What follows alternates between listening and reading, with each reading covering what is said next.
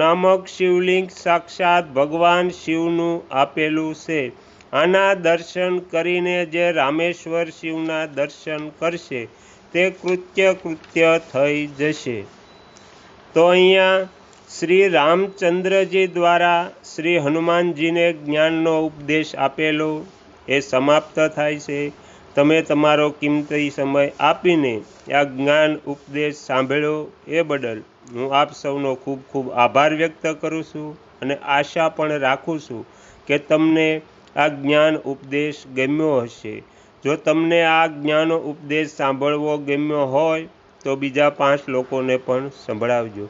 શ્રી સદગુરુ દેવની જય.